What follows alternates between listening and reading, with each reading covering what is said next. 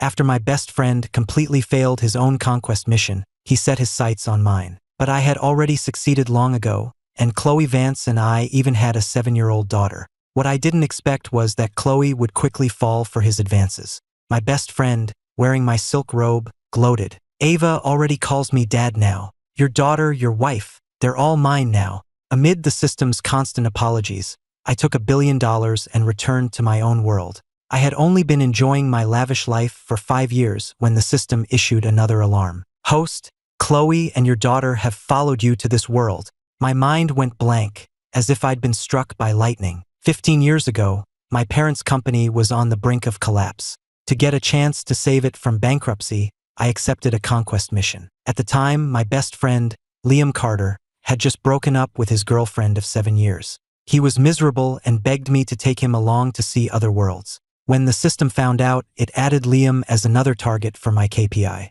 Liam chose the gentle and sophisticated Julian Pierce as his target. He left me with Chloe Vance, who seemed cold, unapproachable, and ruthlessly efficient. I didn't mind and started diligently working my way up from an entry-level position at Chloe's company. Then, I took every opportunity one could to get noticed by her. Unfortunately, it wasn't very effective. I changed my strategy completely, figuring that even if I failed the mission, I could at least gain some valuable experience in corporate and project management. When I returned to my own world, maybe I could find a way to save my parents' company. I put my mind to it, and within 2 years, I had been promoted to director of marketing. As the youngest executive in the company, I quickly caught Chloe's attention. Within a year, I got another promotion and finally won her over. While Chloe was pregnant, Liam had successfully moved into Julian's mansion, just short of making it official. When my and Chloe's daughter, Ava, was 7, Julian's first love came back to the country. Julian kicked Liam out of the mansion,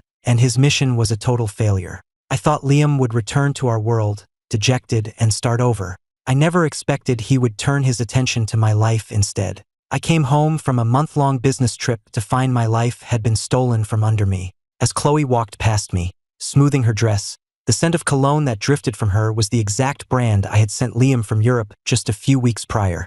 Liam, completely naked, slowly picked up a very familiar silk robe from the floor and slipped it on. I fought the urge to rush over and punch him, my voice ice cold. "What is the meaning of this?"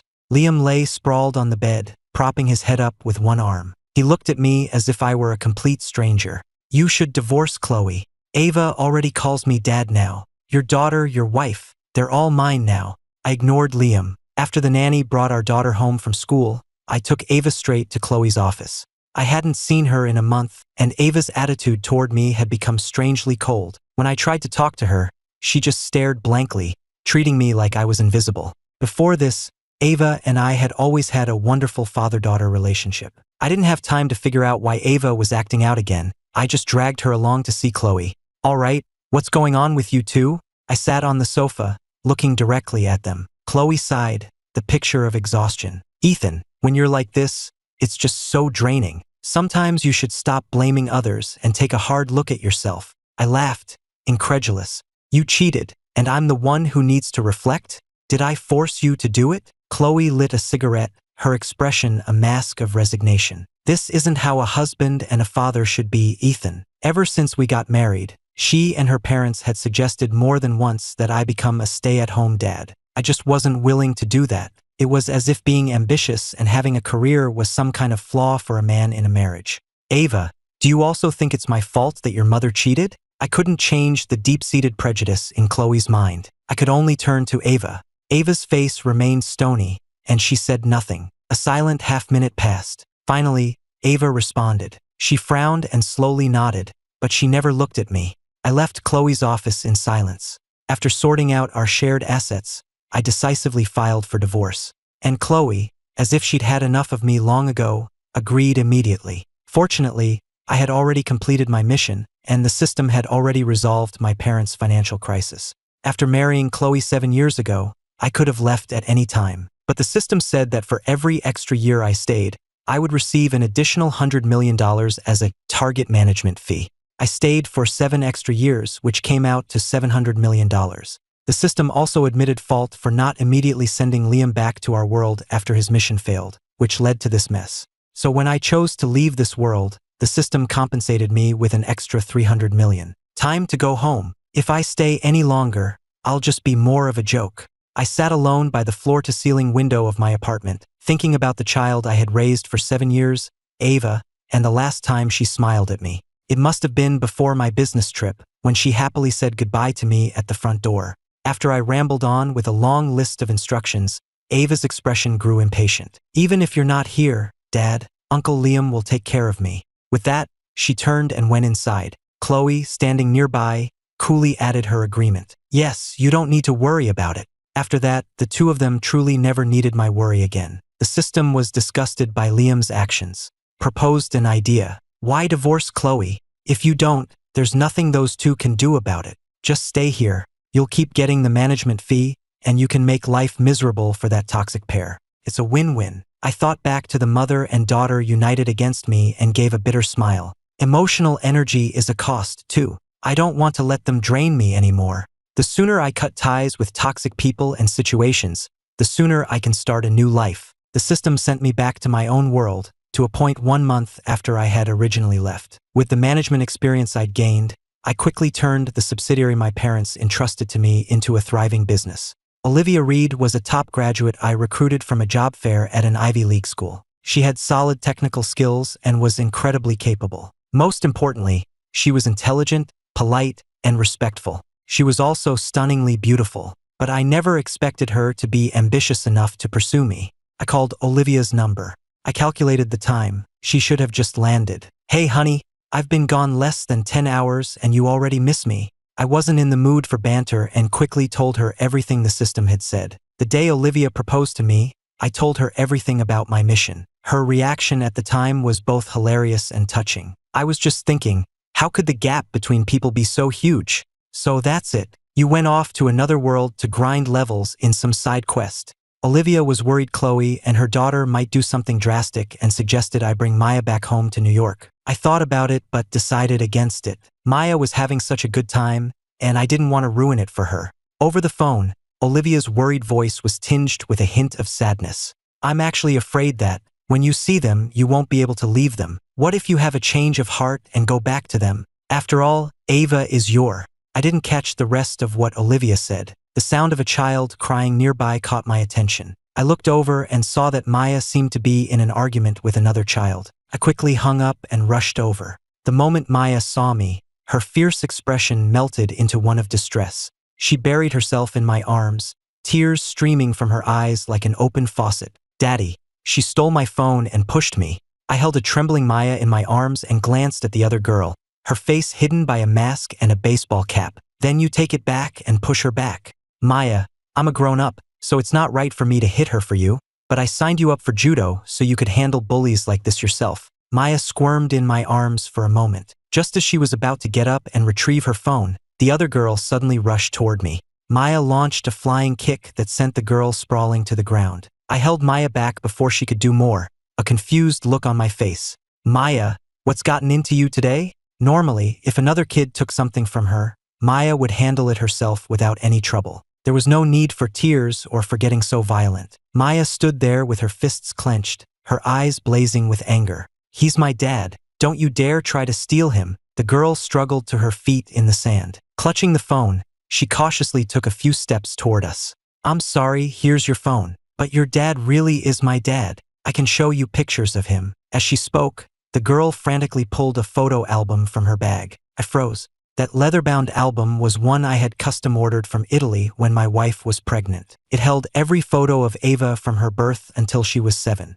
After the divorce, I had wanted to take the album with me, but Ava told me she had thrown it away. The reason she gave was that Liam didn't want to see any of my things. 5 years had passed. Ava had grown so much, but she shouldn't be here. "Dad, I never lost the album. I just wanted..." Before Ava could finish, Maya yelled, "Don't you call him that. He's my dad, not yours."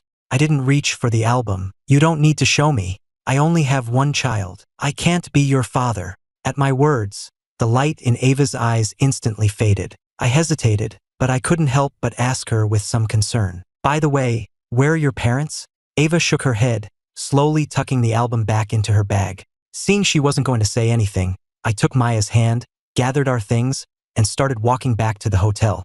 Ava followed about 15 feet behind me, trailing us silently all the way to the door of our hotel villa. Before we went inside, Maya turned and shot Ava a harsh glare. By then, Ava had taken off her mask. The top half of her face was hidden in the shadow of her cap. The lower half was completely devoid of expression, like a doll with its soul removed. I gathered my thoughts and forced myself not to look back. When I came out of the shower, Maya was lying on the floor, changing her phone's wallpaper. I crouched down in front of her to see which picture she would pick. To my surprise, after debating for a while, she chose a photo of the three of us. "I thought you always used a handsome picture of just me," I teased with a smile. It suddenly occurred to me that the reason Ava grabbed Maya's phone was probably because she saw my picture on it. Maya put her phone away and scrambled to her feet. While I was still processing, she planted a quick kiss on my cheek. "I want everyone to know my daddy has a wife and a kid. That way, no other nasty women or kids will try to steal you."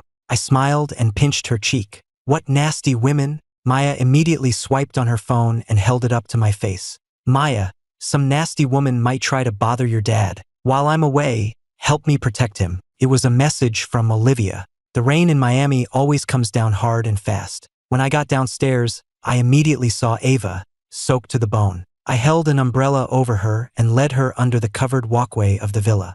"I'm asking you one more time, where are your parents? If you don't tell me, I'm calling the police." Ava looked at me, her eyes a mixture of surprise and distress. "I had to sneak onto this private beach to find you. Please, don't call the police." Her voice trailed off. I realized something was wrong. "You came here alone?" Ava nodded, looking meek. But then I remembered how cold she was when I left. For a moment, I couldn't tell which version of her was real. That world collapsed. It was Uncle Liam who found a way to send me to your world. Before I took Ava upstairs, I laid down some ground rules. She was only to call me Mr. Kane, and she was not to upset Maya. Ava hesitated for a second, then nodded. I kept calling out to the system in my head. I wanted it to explain why Liam would just dump a child here and disappear. And where was Chloe? I called and called, but there was no response. For now, all I could do was ask Maya to lend Ava some clean clothes. I expected her to refuse, but she agreed surprisingly quickly. When Ava walked out of the bathroom, blushing and awkwardly tugging at the cartoon characters and puffy sleeves of the dress, couldn't help but chuckle. Ava's expression grew even more mortified. Maya clung to me like a little koala, shaking with laughter. Seeing that I wasn't angry anymore, Ava spoke up cautiously.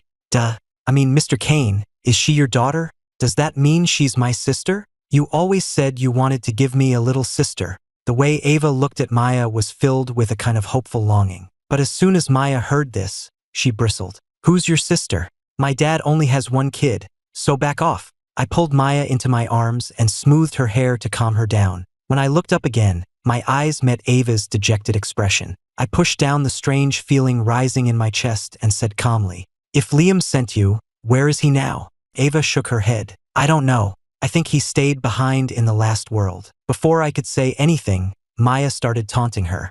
"Sounds like your dad abandoned you, but that's still no reason to try and steal mine." Ava's head snapped up. "I'm not trying to steal your dad. He was always..." She trailed off, looking guiltily between Maya and me with a lost expression. Logically, after I left, Liam, Chloe, and Ava should have been a happy little family. But why now? If the world collapsed, how could Liam have stayed there? I pointed out the flaw in her story. "We jumped through 5 different worlds. This is the 6th one." Ava paused for a moment, then patiently explained. "Did Liam not come with her because he felt guilty? Liam and I met in college. Once we got to know each other, we were practically inseparable. Wherever I was, he was sure to be there too. No matter how much we argued, we'd always be back to normal the next day, friends again. I just never thought we would fall out over a woman and a mission." My chest felt tight, as if wrapped in steel, and I could barely breathe.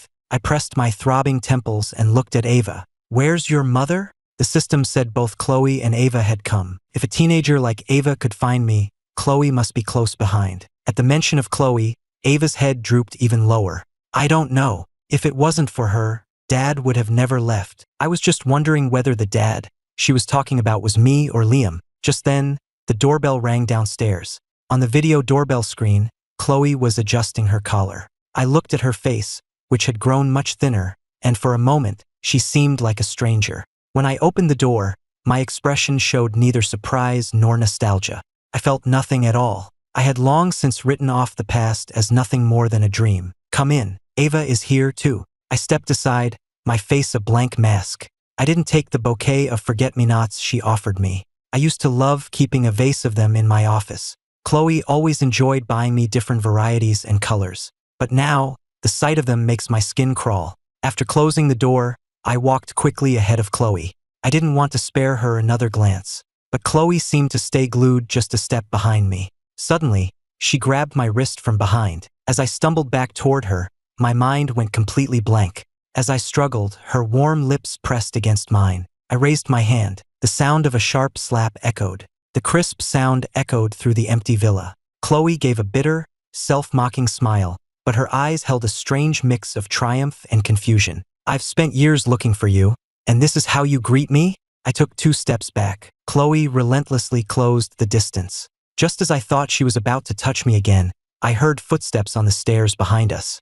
Daddy! Maya ran to my side, glaring defensively at Chloe. The air was silent for a few seconds. Chloe finally snapped out of her shock. You've only been gone 5 years, and you already have a daughter this old? She frowned, looking at Maya. Her tall, imposing frame was intimidating. Is it any of your business, lady? And can you please back away from my dad when you talk? You're practically spitting on him. My dad hates rude, arrogant people like you. Maya's tirade made Chloe's already dark expression turn thunderous.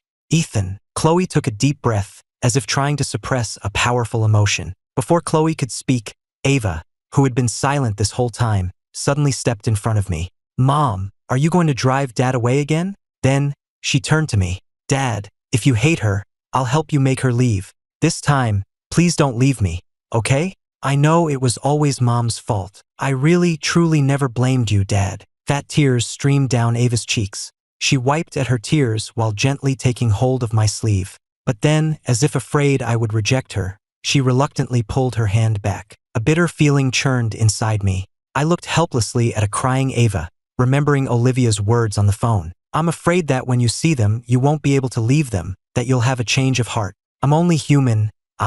Suddenly, I felt a warm touch in my palm. I looked down to see Maya holding my hand, her expression conflicted. After a few seconds of hesitation, she took Ava's hand and placed it in my other one. I was stunned. My eyes started to burn. My hands, holding theirs, trembled slightly. Seeing this, a flash of joy lit up in Chloe's eyes. She excitedly reached out to us, only to have Maya swat her hand away with a sharp chop. Outsiders aren't welcome, unless you want to be my dad's kid, too. After saying that, she rolled her eyes at Chloe. Is this how you raise a child? Chloe was so angry her hands were shaking. Her usual imperious, queen-like demeanor crumbled. In that moment, Chloe looked like a clown. I didn't want to waste any more time. I just gently patted both Maya's and Ava's heads. Can you two go upstairs and play for a bit? I need to talk to this lady alone. As soon as we sat down in the living room, Chloe eagerly began to speak. Ethan, I'm here now and I'm not leaving. I'll raise Ava with you, and of course, I'm willing to help raise your other daughter too. When we get back to New York, let's get married again. Let's start over, okay? I frowned, confused as to why Chloe, who had agreed to the divorce so readily, was now so desperate to get me back. Did you accept a conquest mission too? I considered the possibility. Chloe's expression was blank for a second before turning to confusion. What mission? It didn't seem like an act. Chloe genuinely didn't seem to know. It's nothing. We were over the moment you cheated. I don't know which words set her off. She shot up from her chair. Her arm knocked over the glass in front of her. The glass rolled across the table before shattering on the floor with a crash. Nothing happened between me and Liam that day. He was the one who got naked and laid down in my bed. He was trying to unbuckle my belt. The truth is, back then, I tried to make excuses for them in my own mind. But their attitudes were so brazenly unapologetic. They didn't even deign to explain themselves. I was just completely exhausted by it all. I no longer had the energy to care. You don't have to say any of this. I don't care anymore. I picked up my glass and calmly took a sip of water. Seeing that I remained completely unmoved, Chloe grew desperate. Her voice became almost a plea. No, Ethan, please don't be like this. We had 10 years together. After you left, I couldn't stop seeing you in my mind every single day. I know you must feel the same way, don't you? How can you just let go of 10 years so easily? It wasn't easy to let go, but it wasn't impossible. After all, you have to move on. But leaving Ava behind in that world was the thing that truly broke my heart. I raised her, after all. No matter how busy I was always there for her, witnessing every milestone. Except for that one business trip. The girl who had always been so thoughtful and sweet ended up siding with the people who hurt me. I could accept Ava's childish ignorance. But Chloe, she simply had no self-control. An adult who doesn't understand loyalty has no right to talk about love or letting go. Then why did you agree to the divorce so quickly? What is all this for now? I kept my eyes down, not wanting to look at her.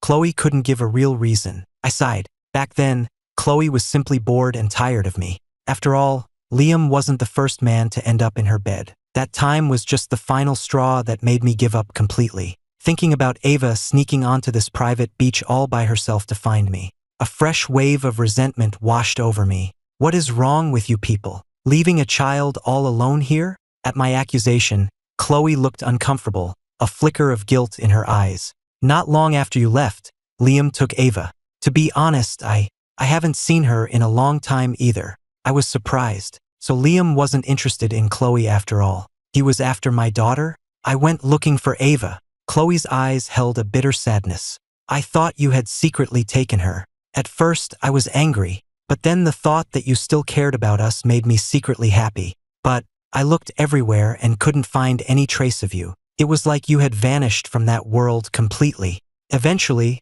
I figured you must have been a mission taker too. I suppressed my shock and put my guard up. So, are you here for revenge? Chloe shook her head, her expression sorrowful. Ethan, is that really what you think of me? Besides, I was the one who pursued you back then. I was silent, unsure of what to say. The silence stretched on. The spilled water on the table was slowly drying. A green velvet box was pushed across the table toward me. Open it. Chloe's deep eyes were filled with anticipation. I pushed the box back to her. I'm married. I don't accept gifts from other women. Chloe froze. Her hands trembled as she opened the box.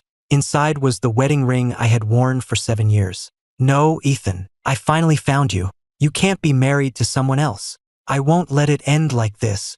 As Chloe spoke, she reached for my hand. The moment she tried to slide the ring onto my finger, she saw the new wedding band already on my finger, one she had never seen before. I pulled the old ring off where it was stuck at my knuckle and pressed it back into Chloe's hand. Chloe's expression was vacant, as if her soul had left her body. She let the ring slip from her palm and fall among the shards of the glass she had shattered. A broken mirror can't be made whole again. Besides, I had already moved on. For the next few days, I continued our vacation in Miami with Ava and Maya. After I gave Chloe the cold shoulder a few times, she started keeping her distance, following us from afar. She didn't approach or bother us again. However, the night before our flight back to New York, Ava suddenly disappeared. I searched everywhere and even called the police. In the end, I was told that Chloe had taken her. A surge of fury rose in my chest. I grabbed my phone to confront Chloe, only to realize I didn't have her number in this world. I couldn't just let her take Ava and use her as leverage against me. I dialed the number I hadn't called in 5 years. It actually went through. I heard Chloe's soft laugh on the other end. Ethan, after all this time, you still remember my number. I'm so glad. Where is Ava?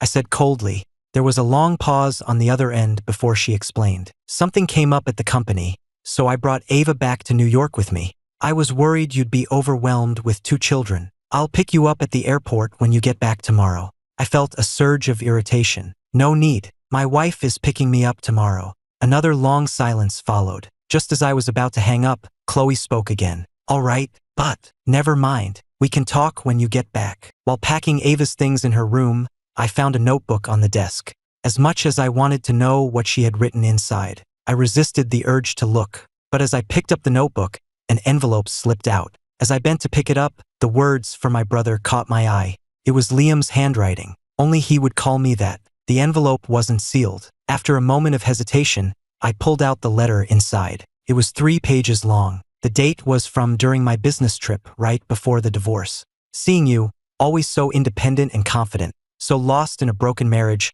compromising for your child, just drifting without moving forward.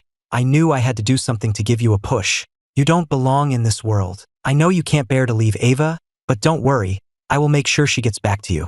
As for how, well, it's a long story. We can talk all night when we see each other again. And please don't blame Ava.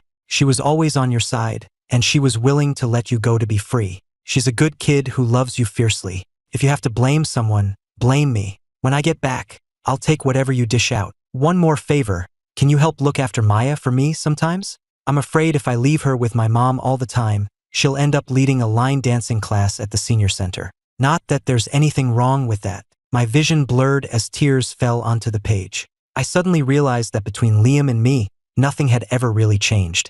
I was looking after his Maya, and he was sending Ava, from a world away, back to me. I remembered that before I left that world, the housekeeper had tried to hand me an envelope. I had glanced at it and seen the logo for Chloe's company. Since I was leaving anyway, I couldn't be bothered with the affairs of that world and didn't take it. In the end, I had walked right past the truth that was within my grasp. After we landed, I held Maya's hand and walked slowly toward the arrival's gate. Mommy! Maya, like a wild pony set free, bolted into Olivia's arms. Mommy, I didn't let that nasty woman bully Daddy. Olivia paused for a second, then gently squeezed Maya's cheek. I knew my Maya was the toughest. Okay, Maya, you stand right here for a second. With that, Olivia quickly walked over to me. The moment she wrapped her arms around me, for some reason, I felt a wave of emotion well up inside me. Olivia, I mumbled, burying my face in her shoulder. Yes, I'm here. Olivia kissed the corner of my eye.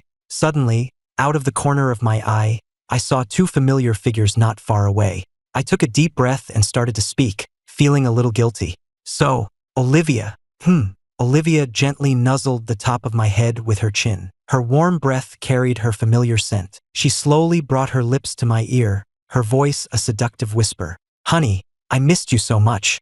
I've been on edge this whole time, so scared you wouldn't want me anymore. Thank goodness you came back. It just seems you've brought back a couple of tagalongs. Chloe, who had just walked up beside me, scowled but said nothing. I was trying to figure out how to introduce Ava to Olivia. Just then, Ava stepped forward and took my hand. Daddy, is this Mommy? She looked at Olivia with a gaze that was both reverent and intense. Everyone froze. I have to admit, she really is my daughter. The already smug look on Olivia's face blossomed into a radiant smile. She crouched down and held out her hand to Ava. Your dad has told me so much about you. Ava, how would you like for the four of us to be a family? Ava happily took Olivia's hand. Okay, she agreed in a heartbeat, completely ignoring her actual mother standing right behind her. Chloe, surprisingly, kept her composure. A smile played on her lips, but her eyes, when she looked at Olivia, were filled with cold hostility. Hello, Ms. Reed. I'm Ethan's ex-wife, Chloe Vance. We were together for 10 years. Olivia smiled, her voice smooth as silk. Ms. Vance, Ethan has told me all about the past. It really was all your fault. Chloe frowned. I've already explained everything to Ethan. At that, Olivia looked at me. Her expression was one of mock hurt. I nodded, then turned back to Chloe.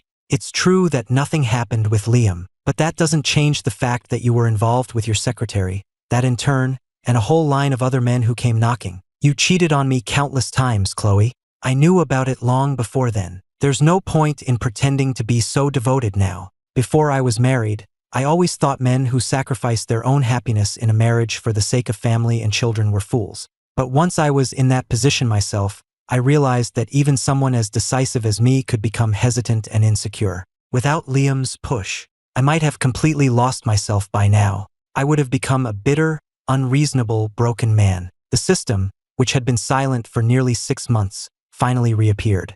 Host, Liam is about to return. Could I ask you to do something for me? I closed the file I was reading. First, I have a few questions for you. If I'm satisfied with the answers, I'll consider helping you. Fine, the system said through gritted teeth. Is your last name Pierce? Is Liam your boyfriend? How could you let your boyfriend lie there in front of a woman like Chloe wearing nothing but a tank top? What if Chloe had actually taken advantage of my Liam? After my rapid-fire questions, the system's electronic hum went completely silent. Stop playing dead, Julia, I said coldly. Damn it, how did you know? Heh, I gave a cold laugh. I'll be at your place in 10 minutes. You two better open the door. It was Julia who opened the door. Back when I took the mission, I was so focused on Chloe that I never paid any attention to what Liam's target, Julian Pierce, actually looked like. Julia and Julian Pierce. Their styles were completely different, and they were from 2 different worlds. There was no way to connect them. The only thing they had in common was their last name. My stare was making Julia nervous. Ethan, I'm sorry. Please don't look at me like that. You're scaring me. Where's Liam? I headed upstairs as if I owned the place. No wonder Liam never wanted me to meet Julian. Turns out his mission target was his own girlfriend, the system herself. He's even more scared, so he's hiding upstairs, Julia said sheepishly. The moment Liam saw me, he dropped to his knees in a dramatic slide, which made me even angrier. I'm sorry. Liam looked utterly pathetic. I gritted my teeth and pulled him to his feet. You're an even better actor than Chloe. The second he was up, Liam threw his arms around me. You flatter me. I missed you like crazy, man. By the way, is she still bothering you? I shook my head, then nodded. Chloe still shows up from time to time, but thankfully, she doesn't say much. And I can't be bothered to deal with her anyway. Olivia, on the other hand, has become even more clingy lately. She keeps talking about having a baby to solidify her status. I couldn't resist her constant pleading and her daily use of her feminine wiles on me. In the end, I had to give in. She wears me out every single day, leaving me with an aching back and a hoarse voice. Why did that world collapse? After talking with Liam for half the night, I finally yawned and asked my last question. It's a long story. To put it simply, that world was already unstable, and when Chloe crossed over to find you, it just completely. But now that world has merged with ours, so the crisis is over, and Julia can finally retire. I nodded with my eyes closed. Good, since you two are retired. You can take care of the 2 kids for the next year. The room was silent for a long time. Just as I was about to drift off to sleep, Liam stammered. A whole year? Can't we switch off halfway through? My eyes snapped open. Maya is your biological daughter, and didn't Ava start calling you dad 5 years ago? Besides, I've been taking care of them for the last 6 months while you were gone. Liam whined. But you already changed Maya's last name to yours, and Ava likes you best. I poked Liam in the forehead. You betrayed me. What's wrong with me stealing one of your kids in return? Liam hadn't been home in nearly 6 years. His mother saw how close Maya and I were and suggested I just adopt her. But knowing Julia would still pop in from time to time, I didn't agree. Who would have thought Maya herself would insist I was her real dad and demand to have my last name? No amount of coaxing worked, and partly out of my own sense of revenge, I actually went and had her last name legally changed. We argued back and forth for a while without reaching a conclusion. Liam and I both fell fast asleep. When I woke up, Olivia was already waiting downstairs. She had Maya and Ava with her. The kids are all yours. I'll be taking my husband now, Olivia said with a grin, coming over to take my hand. Liam and Julia looked at the 2 kids, their faces pale with dread. You don't want to watch me? Well, I don't want to stay with you either. Uncle Liam, Aunt Julia, Maya said brazenly to her own parents. Julia gave a guilty smile. Liam was not having it. Come on, Ava, call us mom and dad for this little brat to hear. Ava shook her head and said seriously, Uncle Liam, Aunt Julia. Maya is my sister. Whatever she calls you, I'll call you. I'll follow her lead. I was doubled over with laughter. Liam was so mad he stomped his foot. Then what do you call Chloe? That lady, Ava answered without missing a beat. Liam froze for a second. Then he burst out laughing, slapping his thigh. Damn, that feels good. When Ava turned 13, Chloe showed up at her birthday party. Liam shot Ava a warning look. Ava just shook her head and said coolly, Dad doesn't like that lady. I blocked her number a long time ago. Chloe's hand, halfway to placing a gift on the table, froze. The atmosphere was tense for a few seconds. Chloe gave a bitter smile and looked at me. Ethan, I brought gifts for both of the girls. And, for you. I didn't even look up, just gave a non-committal Chloe remained standing where she was. Is there anything else? I looked at her, my face impassive. Ethan, can I talk to you alone for a minute? Chloe's tone was uncharacteristically soft, as if she was afraid I would say no. From the moment Chloe had walked into the restaurant, Olivia hadn't let go of my hand. I gave Olivia's hand a reassuring squeeze. I stood up. On the restaurant's outdoor terrace, I stood silently in the breeze. Chloe stared at my face, as if trying to read my soul. What did you want to talk about? I broke the silence, my voice tinged with impatience. Ethan, I know that girl isn't yours and Olivia's. She's Liam's daughter, isn't she? Chloe looked at me, a hopeful light in her eyes. What if she is? You don't actually think we still have a chance, do you? For the first time, I found Chloe to be utterly and laughably naive. Hearing my words, Chloe's expression grew urgent. We have a history, and we have a child together." Before Chloe could finish, the door to the terrace opened. Olivia walked toward me, holding my jacket. Her voice was intimate, as if she hadn't even noticed Chloe was there. "Honey, it's getting chilly out here. Let's go back inside. I'm pregnant, so I'm a little delicate. I shouldn't be out in the draft." Chloe's head snapped toward me, her face a mask of shock. "She's pregnant?" I nodded. Chloe clenched her fists. Her tall frame seemed to sway on the spot. After a moment, she composed herself. She lowered her head and said with a bitter voice, "Congratulations. Well, you take care of yourself. I'll be going now." The terrace door closed softly behind her. Olivia dropped her defensive posture and playfully buried her face in the crook of my neck. "Honey, she is so annoying, always trying to challenge my rightful place in your life." I smiled and reached up to stroke her hair, but she caught my wrist in her hand. She guided my hand, bringing it slowly to her cheek. In that moment, Olivia was like a little cat begging to be petted. She gently nuzzled her cheek against my palm. My heart melted, couldn't resist. I cupped Olivia's face in my hands and kissed her. Her hand immediately moved to the back of my head, pulling me closer. After a long, tender moment, Olivia slowly pulled away. Her beautiful eyes were shimmering with moisture. I traced her lips with my thumb. "Olivia, I love you." Olivia froze for a second, and then a smile spread across her face. As she smiled, her eyes began to well up. She lowered her head to kiss my fingertips, and when she looked up at me, her eyes were full of devotion and fire. "Ethan, I love you more. I am yours. I will always be loyal to you, and I will never betray you."